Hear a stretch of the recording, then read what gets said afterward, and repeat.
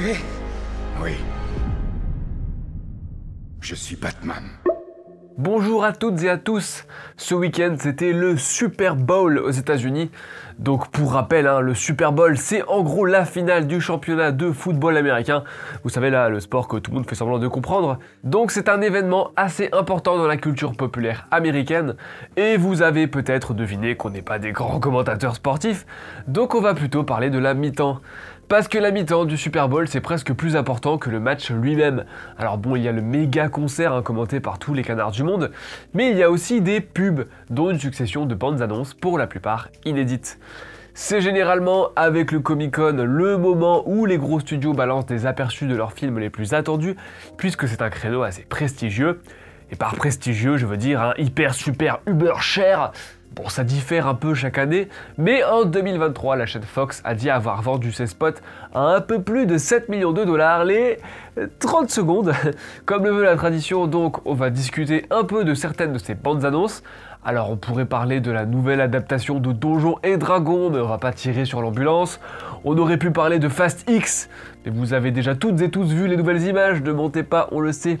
On aurait pu parler du nouveau Transformers, mais je crois qu'Antoine prépare un vidéo essay de 4h40 intitulé Mirage, les Decepticons et la dialectique de la mécanique quantique. On aurait pu aussi discuter de Creed 3, de Scream 6 ou même de Super Mario, qui d'ailleurs a eu le seul spot à peu près original. Mais ce ne serait pas très intéressant de tout énumérer, donc on va se contenter des deux studios ennemis qui globalement ont fait le plus jaser, à savoir Disney et Warner. Et c'est pas juste parce que c'est les plus populaires, c'est aussi parce qu'ils n'ont pas du tout les mêmes choses à prouver et que c'est l'occasion de prendre comme chaque année le pouls de l'industrie hollywoodienne. A noter que je vais aussi parler des bandes annonces complètes, puisque vu le prix du spot, il y a parfois le petit spot et puis il y a une version plus longue qui est révélée avant ou après l'événement. Et vu que vous savez déjà par quoi je vais finir, je vais commencer par Disney. Bon, on sait tous ce que Disney incarne aujourd'hui à Hollywood, et sa présence cette année le confirme encore. C'est un gigantesque catalogue, ni plus ni moins, et c'est pas un reproche, puisque j'attends personnellement beaucoup les deux films qu'ils ont présentés, Les Gardiens de la Galaxie 3 et Indiana Jones 5, aka Indiana Jones et le cadran de la destinée. Mais le fait est qu'ils continuent inlassablement de tout miser sur leurs grosses franchises tirées des réserves de Lucasfilm, de Marvel Studios ou parfois de la Fox. Mais pourquoi ils s'arrêteraient en fait Non seulement ils ont sorti le porte-monnaie, et pas des moindres pour les acquérir, mais aussi c'est une stratégie plus que payante, on va pas déballer le box-office de ces dernières années. Le cas de Indiana Jones est assez intéressant puisque le moteur de la saga c'est principalement Harrison Ford, sauf que le bonhomme a 80 ans. Lucasfilm et Spielberg lui-même avaient déjà tenté le passage de relais, et ils ont eu des problèmes, Donc ok pour changer quelques personnages secondaires, des technologies d'effets spéciaux, etc. Ok aussi pour remplacer ce bon vieux Steven, et franchement c'est plutôt bien vu, le nom Spielberg comme d'autres noms d'auteurs super célèbres à Hollywood, et c'est plus vraiment un levier économique, En atteste, toute proportion gardée bien sûr, les bids de West Side Story et The Fablesman, et d'ailleurs je persiste à penser que le classicisme très noble de James Mangold était tout trouvé pour le remplacer. Non, la seule chose qui compte, c'est le personnage éponyme, de préférence celui qu'on a tous appris à aimer. Harrison Ford avait déjà préparé le terrain et ce court teaser en rajoute encore une couche. La promotion met beaucoup en avant le de-aging, cette technologie qui rajeunit les comédiens. Elle devrait surtout être utilisée dans les flashbacks, mais plusieurs plans nous montrent le résultat. Alors oui, là ça fonctionne plutôt bien dans ce qu'on voit là, mais il ne s'agit que d'une bande d'annonce et ce genre d'effet perd parfois un peu en efficacité avec les mouvements plus amples, donc franchement c'est difficile d'en tirer quelque chose. C'est toujours assez risqué, de toute façon comme Paris, on se rappelle de The Irishman de Scorsese, la raison pour laquelle son utilisation du de-aging n'avait pas exactement fait l'unanimité, c'est parce qu'on connaît déjà en fait le visage de Robert De Niro jeune, et là c'est pareil, on connaît déjà le visage d'Harrison Ford à l'heure de gloire d'Indiana Jones. Du coup voilà, oui, il y a quelques scènes d'action, il y a cette poursuite dans des rues orliaises qui a l'air assez importante, il y a le méchant de Mads Mikkelsen, d'ailleurs introduit avec une petite blague, encore un nazi, qui ironie sur le fait que ça ressemble quand même beaucoup à un méchant classique d'Indiana Jones, mais c'est surtout ce coup de poing dans le chapeau qui a fait parler de lui, puisqu'il nous donne à voir donc ce fameux de-aging, qui est quand même un sacré fantasme pour les exécutifs de Disney. Imaginez le seul truc qui les empêche d'exploiter les franchises bien nostalgiques, donc le vieillissement des comédiens, pourrait être vaincu grâce à ça. Après, les doublures numériques qui sont vraiment omniprésentes désormais dans les blockbusters américains, ce serait donc autour de cette technologie de transformer le physique et les capacités des comédiens, le futur vu par Disney quoi. Le cas des Gardiens de la Galaxie 3 est aussi assez intéressant, parce que c'est mine de rien un film plutôt important dans l'écosystème Disney. Alors attention, j'ai beau bien aimer le cinéma de James Gunn, on peut pas dire que ça va révolutionner quoi que ce soit, hein. D'ailleurs ça reste vachement moins coloré que les deux premiers opus. Il y a une véritable crainte que maintenant que les personnages sont plus intégrés au reste du MCU, la saga se fasse contaminer par le cahier des charges post-frère Russo. Mais le fait est que le monsieur a bien expliqué qu'il voulait terminer sa trilogie avec ce film. Et d'ailleurs après ça, il sera occupé sur une autre franchise pour un autre studio dont je vous parle un peu plus tard. Bien évidemment, rien n'empêche Feige et compagnie de réutiliser certains des personnages, etc. Mais c'est bel et bien la fin, puisque le réalisateur aime affirmer que quand il tue un personnage ou quand il achève un arc, il s'y tient. Et c'est ce qui permet à ces deux gardiens d'avoir un vrai climax émotionnel.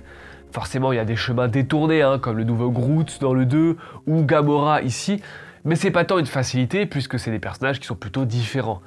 Et du coup, c'est tout le sujet de la bande-annonce. Et vas-y que je te donne du One Last Ride, du je me suis battu avec mes amis, le tout sur un remix de See You Been Gone, un morceau qui raconte peu ou prou la fin d'une relation. Donc voilà, c'est la fin. Et c'est plutôt inhabituel pour le MCU, hein, plutôt que de se concentrer beaucoup sur son méchant, comme souvent, et pourtant ici il est assez important, il préfère appuyer cette originalité. Alors, est-ce que ça va en faire un bon film? Je sais pas, mais c'est aussi un bon symbole du paradoxe de Disney 2.0, c'est-à-dire que pour continuer sur ce rythme, il faut parfois se résoudre à conclure certaines licences ou tout du moins certains arcs. Et depuis Endgame, il peine à créer des véritables climax dans la franchise. Donc miser sur son catalogue, c'est bien, mais c'est pas aussi facile que ça en a l'air. De l'autre côté de l'équation, on a les pots cassés. J'ai nommé bien sûr Warner et son fameux DCU. Là où Disney et Universal restent en confiance, solides sur leurs appuis, du côté de chez Warner, l'enjeu est de tout reconstruire, rien que ça. Je vous fais vite fait un état des lieux. Hein. Le DCU, à l'origine calqué sur le MCU de Marvel, ne nous mentons pas, s'est complètement pété la gueule après la Bérésina Justice League. D'un côté, ils ont fait des films indépendants de l'univers partagé comme The Joker ou Batman, et c'est The Batman ou Joker qui ont très bien marché. De l'autre, des films qui tentent plus ou moins de continuer l'univers étendu sans trop se mouiller, et qui marchent pas trop quoi. Des acteurs sont encore là, d'autres non, bref c'est un gigantesque bordel, et ils essayent de se ressaisir depuis des années. Et cette fois, c'est censé être la bonne.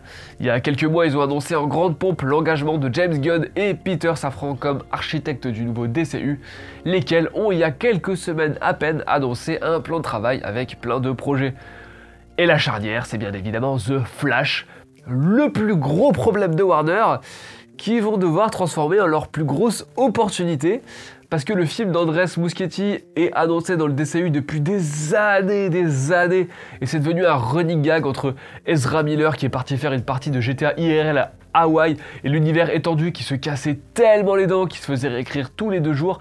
Selon Deadline, un certain film de super-héros aurait impliqué 45 scénaristes et script doctors, et franchement on serait prêt à parier que c'était lui. Hein. Vu qu'a priori c'est censé incorporer des éléments du comics Flashpoint, c'est une chance de repartir plus ou moins de zéro tout en attrapant le public à grands coups de fanservice. Et donc là ils ont tout donné quoi. C'est une première bande-annonce et elle balance tout. Des explosions de partout, des nouveaux personnages comme Supergirl, le bon vieux Batfleck et surtout le Batman de Michael Keaton qui prend tellement de place dans le trailer qu'on se demande si c'est toujours Flash le héros. Alors bon, on peut s'interroger sur le look du projet qui ressemble quand même beaucoup au précédent film d'ici, dont justement on a l'impression qu'ils veulent s'éloigner un petit peu.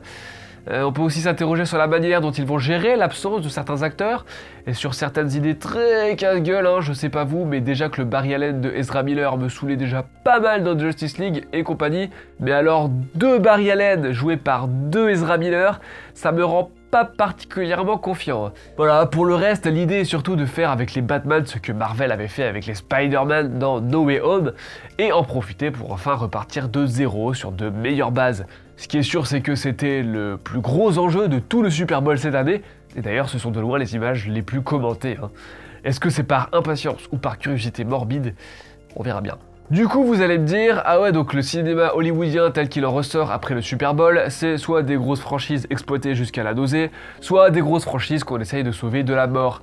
Mais l'espoir est là. Puisque parmi tout ça, il y avait également 65, et sa présence n'est pas anodine, hein. Sony aurait très bien pu utiliser ce créneau pour promouvoir le très attendu Spider-Man Across the Spider-Verse Part 1, qui a l'air très cool d'ailleurs, mais il a préféré caser ce film prévu pour mars, qui est plus ou moins la planète des singes, sauf qu'au lieu de se cracher dans le futur, les personnages se crachent dans le passé, plus particulièrement au temps des dinosaures.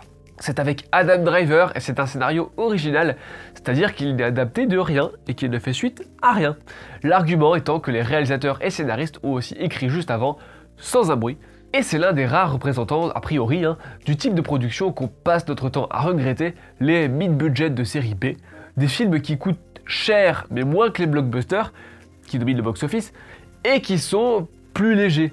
Tous ceux qui ont été produits récemment se sont pété la gueule, de Life à Underwater, et ça fait plaisir de voir qu'Hollywood continue à s'obstiner à essayer de réinvestir ce créneau de temps à autre, d'autant que la bande-annonce comporte quelques plans qui font écho aux meilleures idées conceptuelles de Sans un bruit. Je pense à ce flingue qu'on voit se vider avec un affichage latéral là, ce qui peut donner quelques scènes assez intéressantes. C'est tout simple, mais c'est assez rafraîchissant, et surtout il y a des dinos quoi. Oui, parce que la bande-annonce de Fast and Furious, elle manque cruellement de dinos. Alors est-ce que ce Super Bowl était intéressant ? Bah plutôt en fait, on a un studio qui essaye de faire du neuf avec du vieux, un studio qui joue enfin sa botte secrète, et même quelques productions un poil plus régressives et modestes. Si le Super Bowl prouve bien un truc chaque année, c'est que cette industrie a beau être parfois bien pourrie, elle continue à évoluer pour le meilleur ou pour le pire, ça on le saura quand les films sortiront. Et on sera là pour vous en parler, si possible sans un nez ultra bouché, excusez-moi. Mais si les super-héros ça vous gonfle, vous pouvez vous rabattre sur notre podcast tout neuf, où on traite pour le premier épisode de Robocop. Petit trigger warning cependant, Antoine y défend le remake, attention. Sinon vous pouvez aussi nous retrouver en vrai au grand écran large de ce 24 février au Club de l'Étoile, où on va passer Sucker Punch de notre ami Zack Snyder, il est décidément partout. Enfin, vous pouvez également nous soutenir en vous abonnant sur le site, ça vous donnera accès à quelques avantages, dont des dossiers exclusifs sur le voyage fantastique de Sinbad ou Coup de cœur par exemple. Salut!